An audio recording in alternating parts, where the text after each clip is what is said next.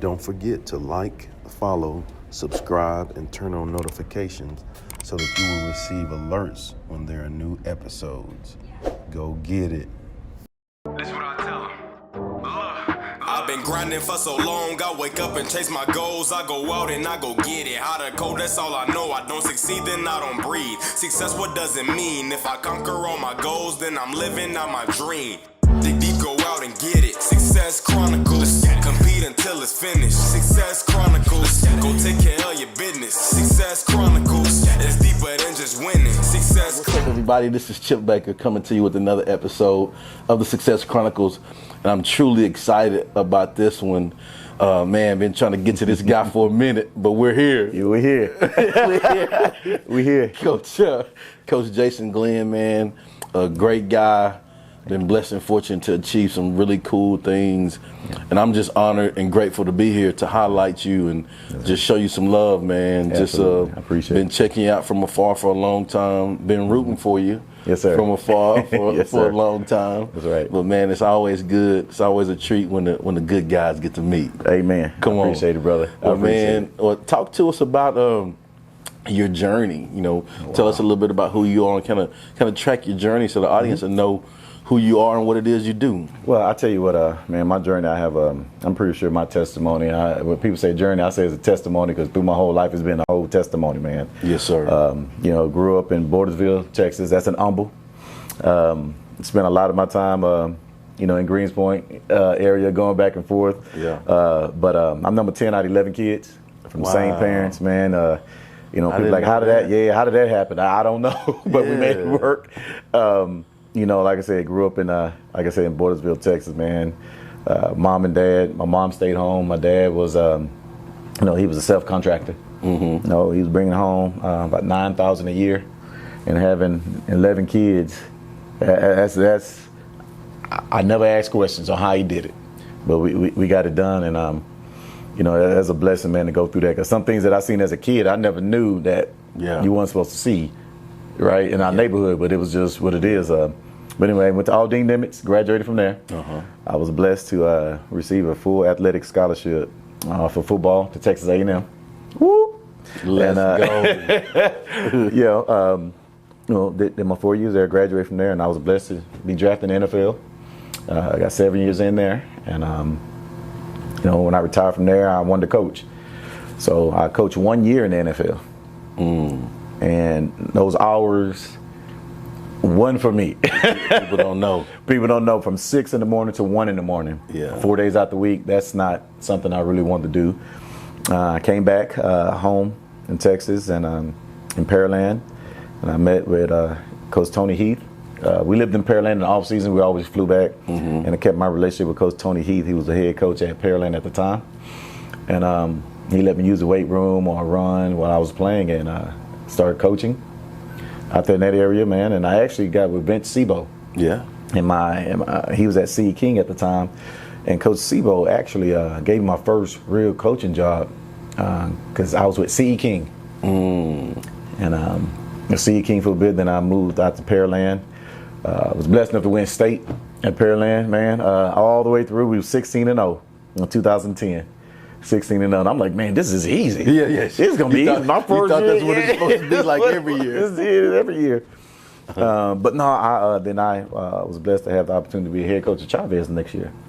I was there for a year, and then me and my wife, we wanted to move closer to our parents. So we moved to the north side of Houston, and I got hooked up with Klein Oak, and was the outside linebacker coach there, and then became the DC and became the head coach there, and that was a blessing. I mean, that place really helped me grow as a coach, as a man. It was a good time, man, and you know, I appreciate the whole Klein ISD for that. I really do.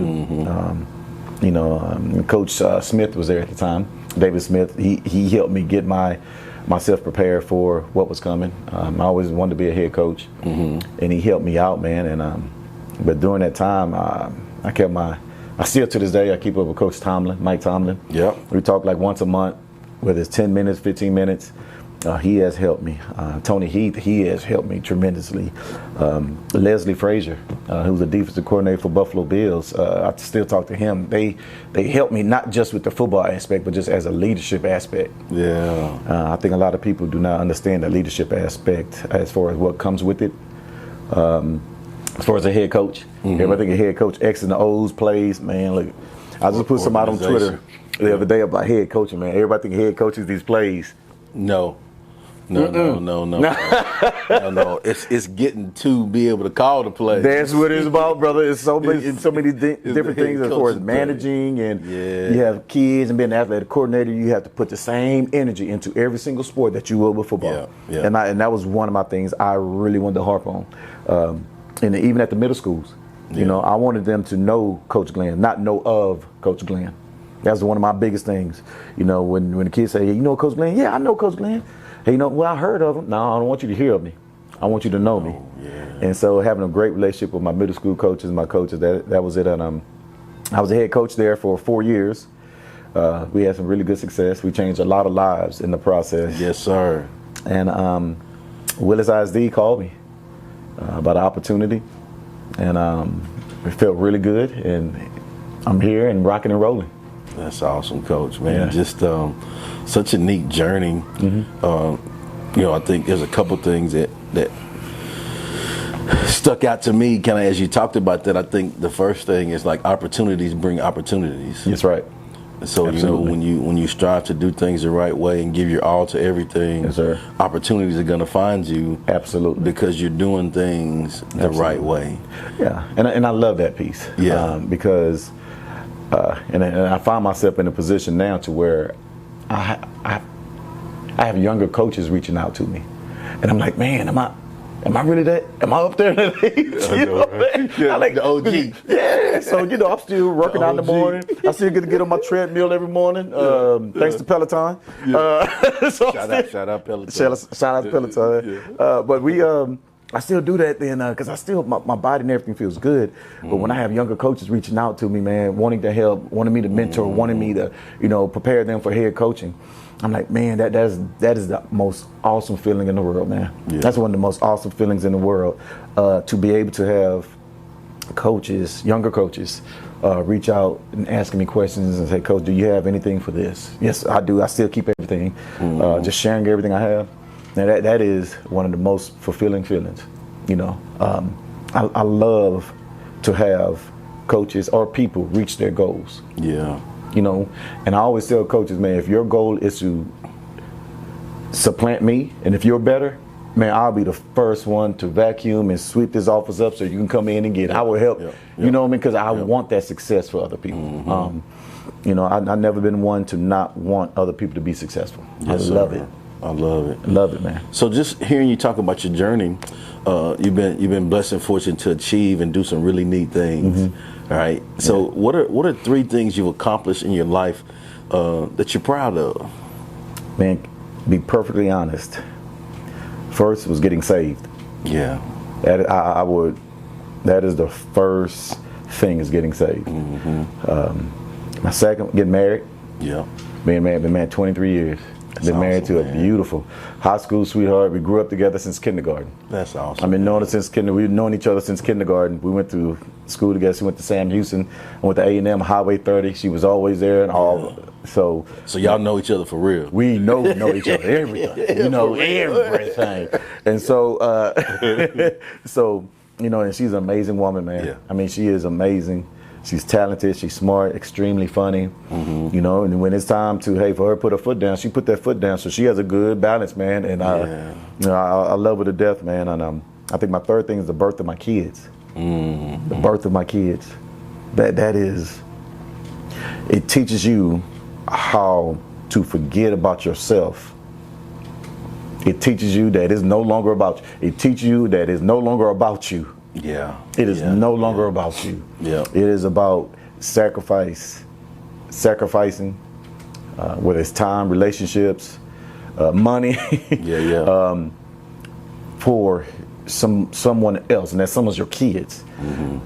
That is the most selfless act that you can have, especially for dads, right?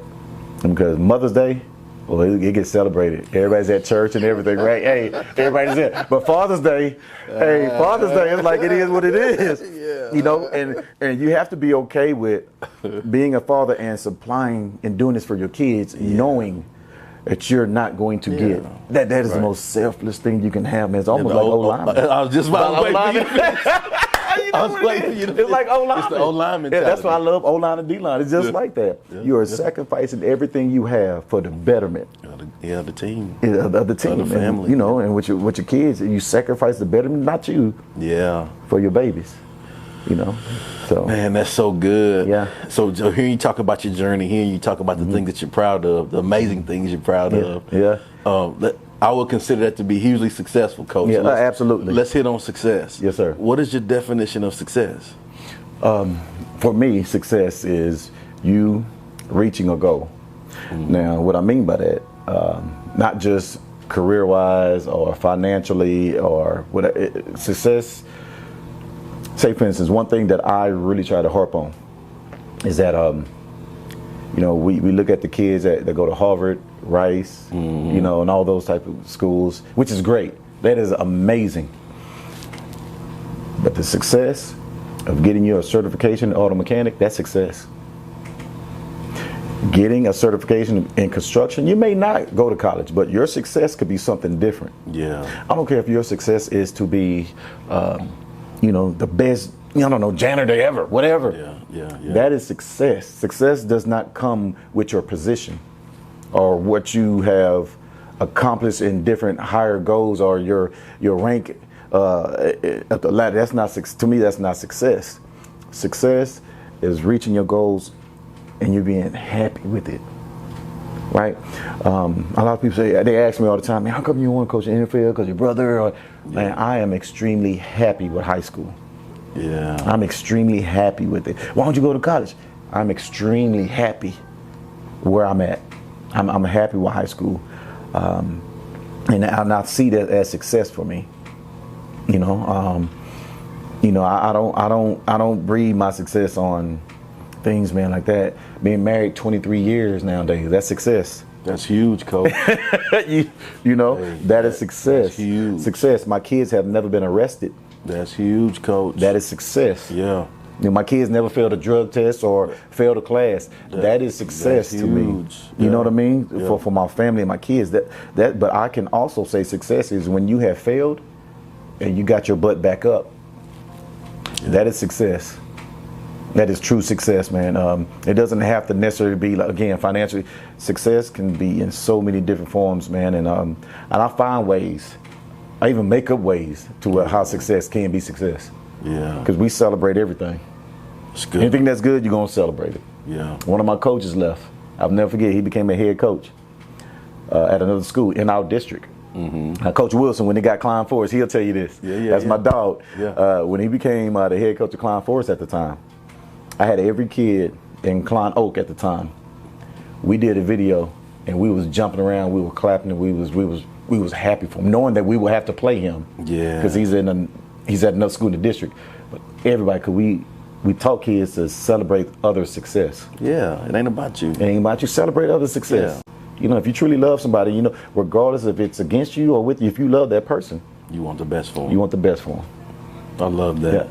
So what I want to do now is just, I want to just kind of off script here. I want to throw out, man, like some words or phrases to you. And if you don't mind, just kind of talk about what comes to mind or to heart. Yes. When you hear these words or phrases, you good with that? Oh, absolutely, brother. Okay. All right. So the first words, quality relationships. Quality relationships. Intentional and meaningful relationships. Yeah. Not to gain anything from it. Not to have that person gain nothing from it, but I think it has to be pure and authentic. When you say quality relationship, it has to be very organic. Yeah. It's not to gain or to lose anything. It's just natural. Whenever there's something that God put in place, in my opinion, that is natural and organic, is meant. Yeah. So a quality relationship, to me, it's all about being intentional and God put in place. Yeah. Yeah.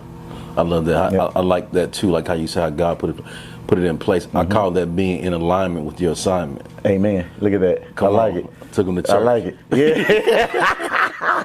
That's exactly what it is. I like it. But it allows you to, like it's of course you got to work. Yes. But it allows you to organically and effortlessly. I don't know if effortlessly. It seems effortless. That's right. Because it's organic. Because it's organic. That's right. But you're in your lane and you're doing what you're doing, and it make you huge impact. Absolutely. I love that. Absolutely. All right, let's go.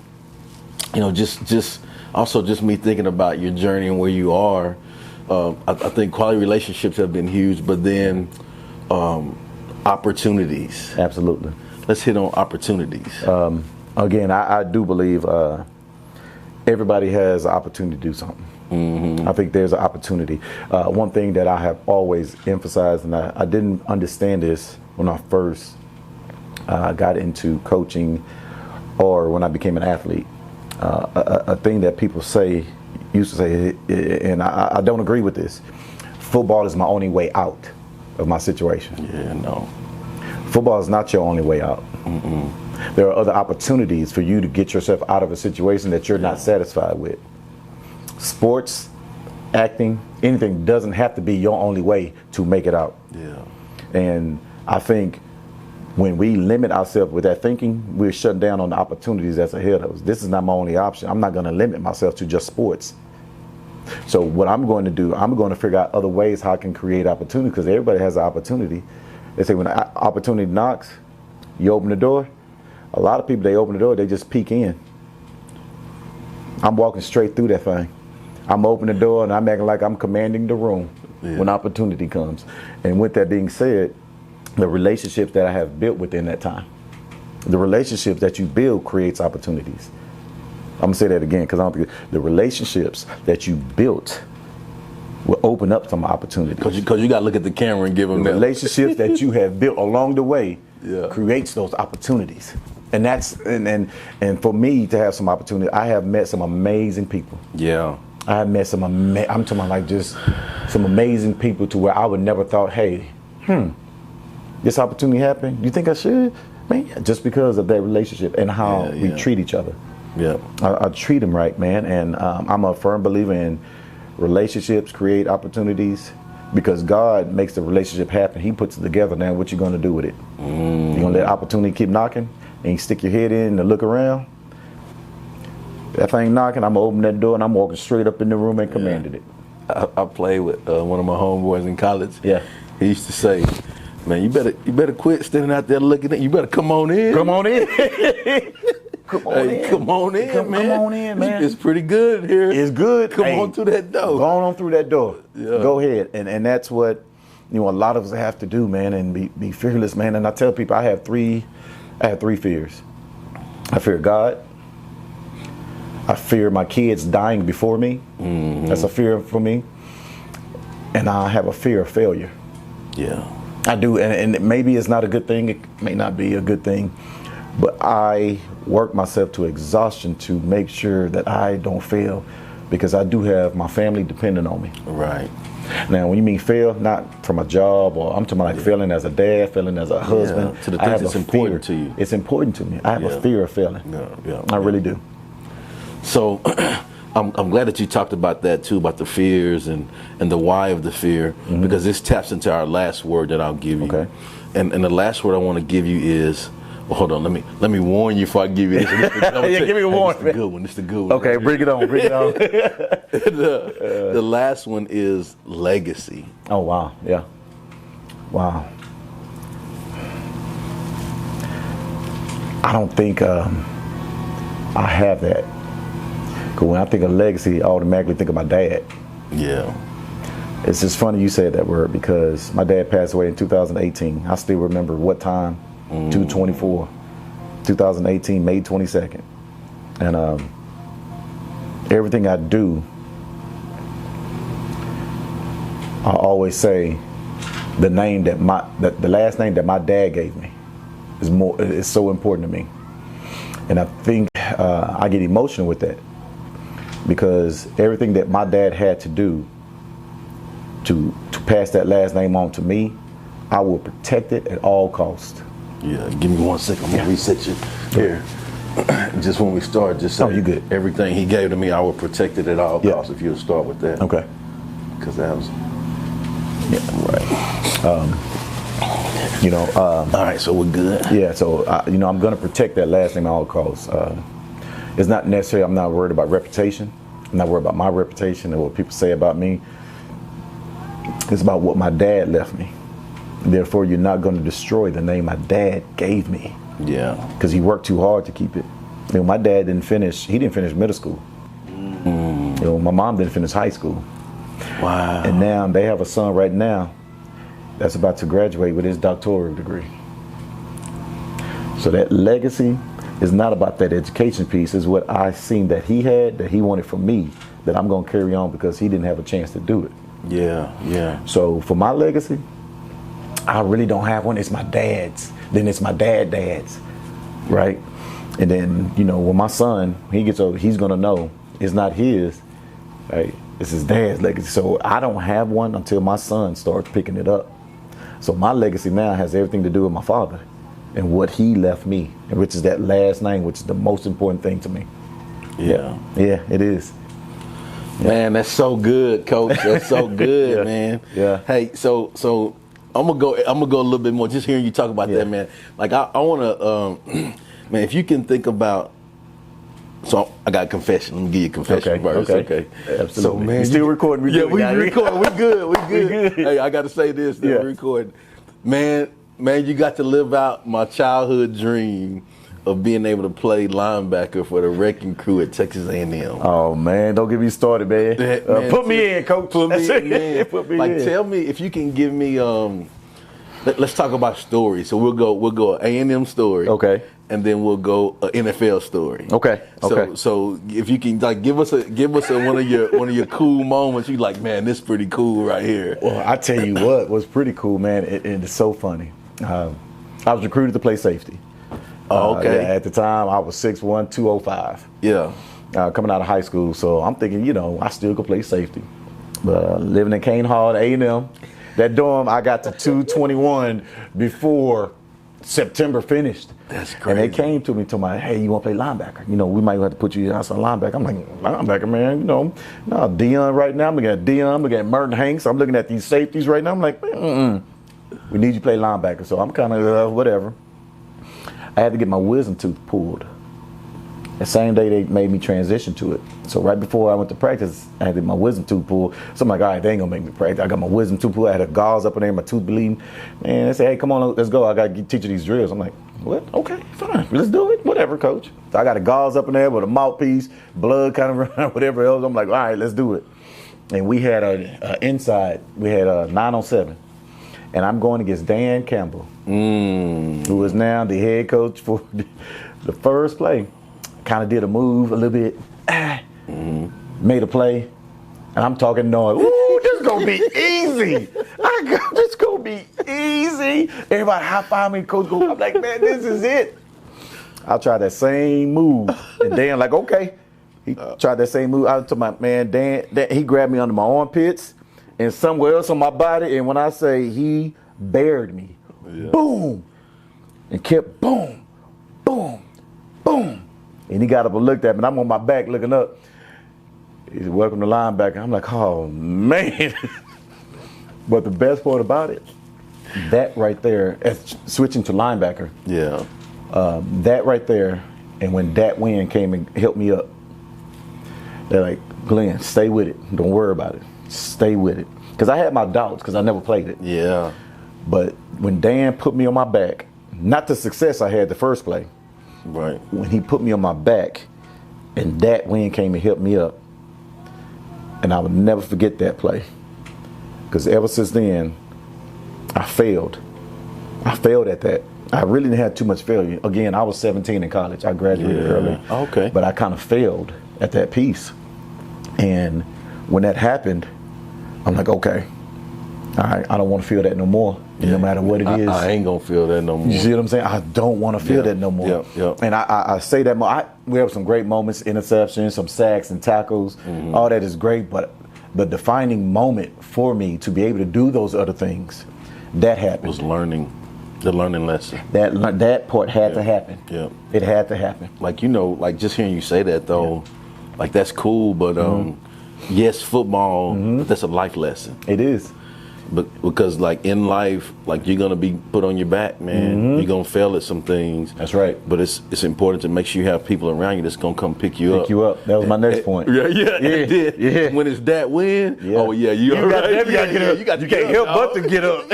You know, you ain't gonna lay there. You got all right. I can get up. Yeah, I can get up, man. And I remember Dad helped me up. I remember Warwick Holman came up and telling me, you know, what I got to do. Cornelius Anthony, we was around the same age, same time. Yeah. He was talking to me because he was already a linebacker. So I had, you know, I had guys, man, that helped me transition to play line. And after that, I embraced it. I loved it. I'd rather dish out pain than receive it. Yeah. So, any day. Any day. So that was my mentality. But every time I lined up after then, I didn't care if anybody believed it. And I tell this story all the time. Right before the ball snap, when we lined up, I always told people, I'm the best linebacker to ever live. I'm the best linebacker to ever live. And I did it before every play. And this is not just something that, you know, that I'm making up because we talking. Like I literally told myself that I didn't care if anybody else believed it. Ray Lewis don't got nothing on me. Whoever, it don't matter. Nobody. I was the best linebacker. I told myself that before every play. You know, man, Coach, that's deep. And I've said this before to kids or people that's going through tough situations. Sometimes, like in great situations when you have opportunities, like that's cool that you believe, right? Yeah. But like sometimes, like when you're on your back and you got tough situations, sometimes you might be the only person in that situation that believe in you. That's it. That is it. And you got to make sure you believe in you. That's right. So that you get to that other side of it. That's right. And you got, that's not something you can just do. I think in anything, you have to teach and practice whatever you want to get done. I tell my coaches that all the time. Like, hey, coach, such a leader, this person is a leader. Well, they're not doing this. Well, coach, did we teach them how to lead? Got to teach it. You know, we can't just say because you're the most talented or the most. I can't expect you to do it. I'm not going to expect you to do it if I ain't taught it to you. Look at here, man. I'm not going to give you a test and I never gave you the review sheet. Yeah. I'm going to give you a review sheet first so you could take this test. If we never gave our kids a review sheet and we expect something from them, a high standard, have we taught it to them? Have we taught? Now, I'm not saying show them and that's it. Have we taught it to them? Yeah. You know, and so in anything in life, if we want some, just like your kid, when you raise your kids, raising and teaching is the same thing. Yeah, come on. You know? I like it. So, and that's why, we raising or teaching our kids on how to be leaders, how to do those things. Yeah, I believe in that. So we hit on the A&M story. Yeah. Give me an NFL story. Oh, man. I tell you what, man, I got it. I got one with Will Shields got me. He put me on my back. But I think one of the greatest I had two linebackers. You know, my brother helped me out so much, man, in the NFL, financially with my money. Yeah. Man, I remember I was, at the time we called it piece and chain. Platinum with them diamonds, man. Look at here, brother. I had a check, man, for a substantial amount. To go ahead, because it was checks then. 2001, man. I was about to buy this piece and chain, man, and I'll never forget. It was a substantial amount. Yeah. And my brother came up and ripped it up for me. Said, "You will not spend your money on that." I would never forget. That's just when I played with the Jets with him, and I thank him for that because he has been a very instrumental part. And I truly believe this. If I didn't have my brother, my rookie year, to help guide me in a lot of things, I would be dead broke to this day.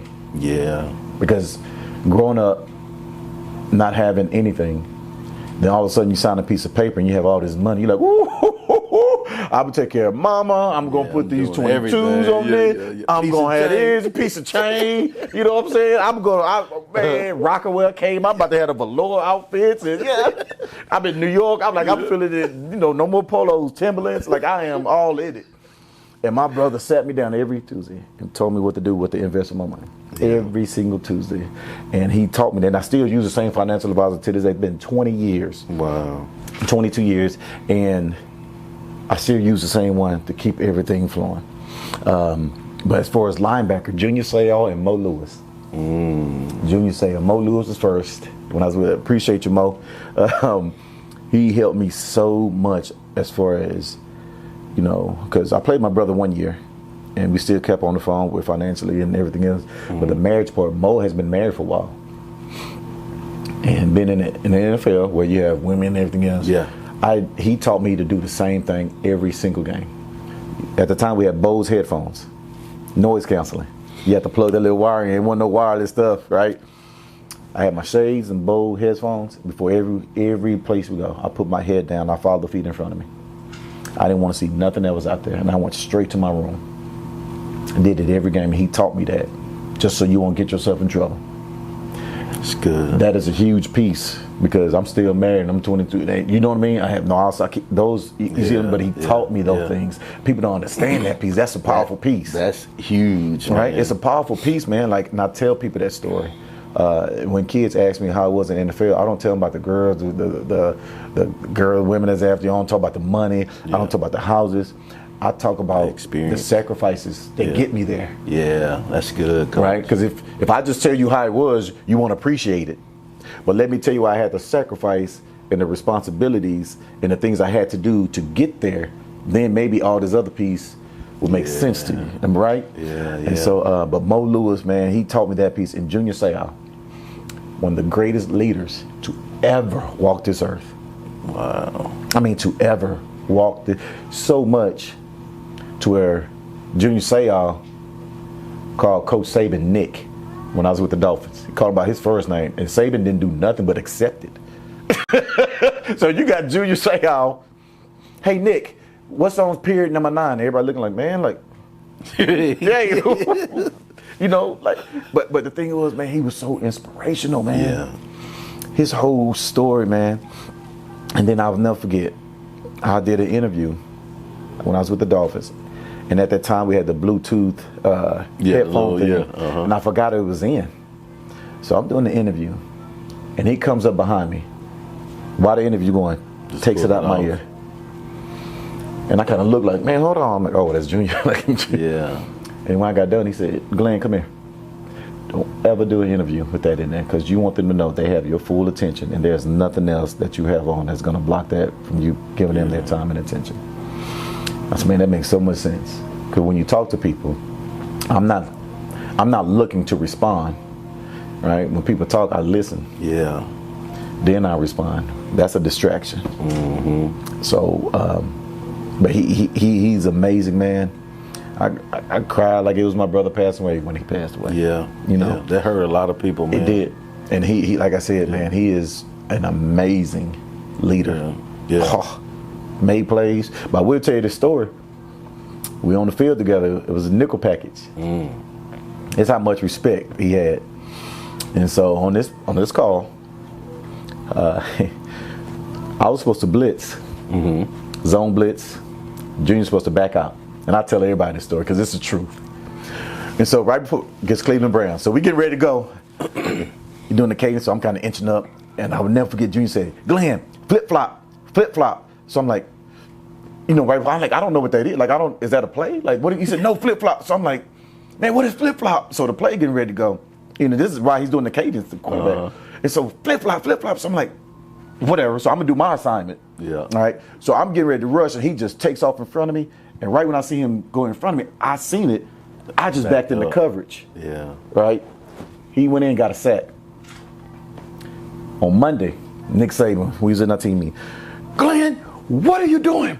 You're supposed to go. You're supposed to go. And I'm going to take it. I'm not for them. All right, coach, I'm going to take it. You're supposed to go. You know, how could you not?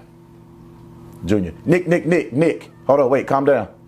I told Glenn flip-flop. I seen what the guard was doing. I knew what play was going. I told him I'm going to rush here so he can get back. All right, as long as you guys communicated. That's what Nick Saban said. Hey, as long as you guys communicated, it's all right. I'm sitting like, man, I looked at Junior, I'm like, man, appreciate you having me. I wasn't going to say nothing. And he got a sack on the play. Like, and so, you know. I need my check. I need my check. You good. You 17 in. And this is only 4 for me. I need to get a couple more years. Get my 3 more. I got to get at least 3 more in. But when he did that, man, I'm like, man, I knew the dude had my back. smart football player, but just Yeah. also just a great person, man. Really was a great person. Man, well, Yeah. Coach, I appreciate you sharing those stories. Oh, man. yeah, It's just, yeah. it's always good to reminisce and talk about those things. But as we close, I'd love for you to get an opportunity to just share with the audience, you know, where they can go follow you and check you out and show you some love where you are now, man. Yes, sir. Well, you know, I'm in Willis ISD, man. I'm on X now. It's not Twitter anymore. There you go. It's on X at Coach J Glenn. You know, and then if y'all need anything, if anybody needs anything, I don't care what it is. You need something, please give me a shout, give me a follow. One thing about me, I love to serve. That's one thing. Yeah. I love to serve. He ain't lying about that. You know, I do. I love to He's serve. for real about that. Yeah, I do. I love to serve, and I guess that comes with leadership. You know, you loving to serve. But that, even if I wasn't in a leadership position, I still would. Yeah. I love to serve. So if you guys need anything from me, I'm here to help, no matter what it is. Well, there Awesome. it is. Yes, Again, sir. Coach, thank you so much for taking Yes, sir. time out of your busy schedule Oh, anytime, to interview brother. with me. And thank you guys for checking out this episode. Yes. We'll see you next time. God bless. This the man. Yes, the Let's man. go. Go get it.